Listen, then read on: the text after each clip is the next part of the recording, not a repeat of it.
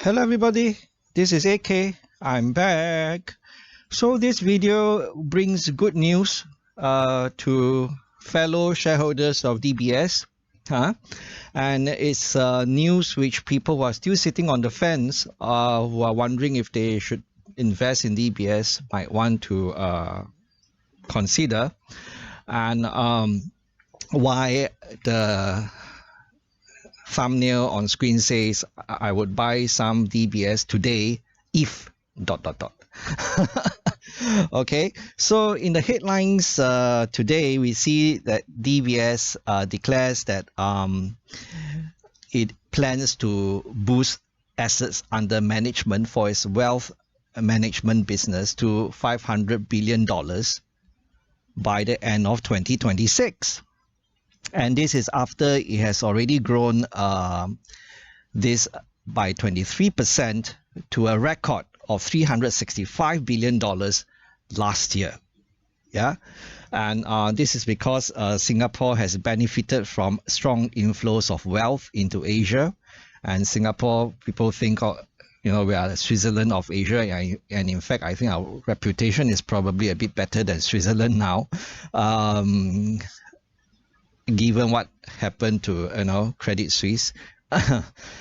So Singapore is known for its political stability, low taxes, and favorable policies for setting up family offices and trusts, for the very rich, the ultra rich people.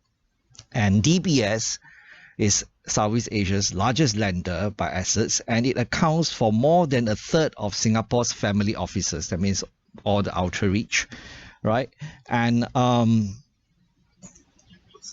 I know there's concern about interest rates peaking and how interest rates are coming down and how the banks would suffer because net interest margins would shrink. And I've addressed this issue in past videos before, and I'll leave a link in the description box below to such a video if you want to find out more, if you can't remember or if you missed it. And DBS, I said that net interest income isn't their only source of income. Same goes for its OCBC and UOB. And wealth management business is another engine of growth, right? And this article backs that up. This article is by Channel News Asia, just in case you're wondering. It backs that up, right? And DBS is going to double the number of wealthy clients by the end of 2026. Right. So despite all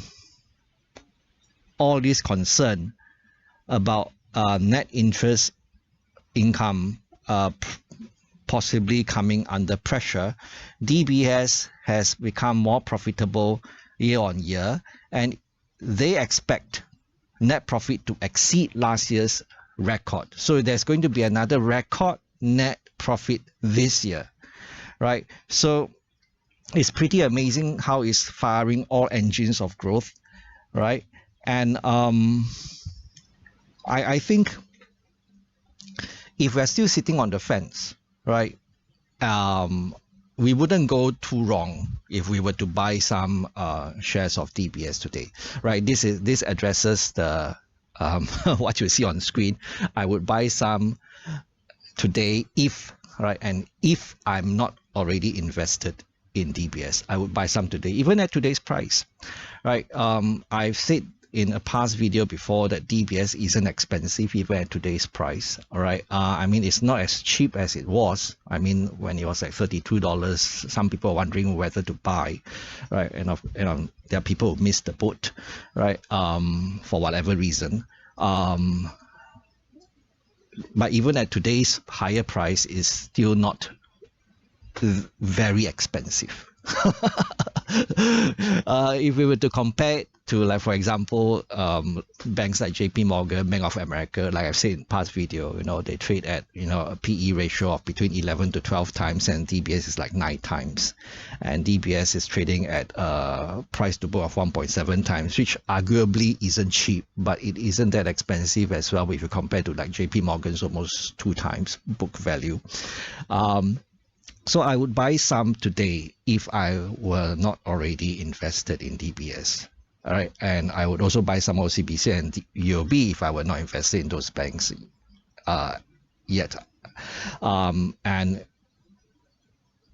it's just that don't throw in everything, including the kitchen sink. I would keep some powder dry and slowly buy in, especially if there should be a pullback in price to supports. And if you want to find out more what I think about where those supports are, and you can watch the video that's coming up at the towards the end of this video. I'll leave a thumbnail towards the end of this video. Okay, so if AK can do it, so can you. Bye bye.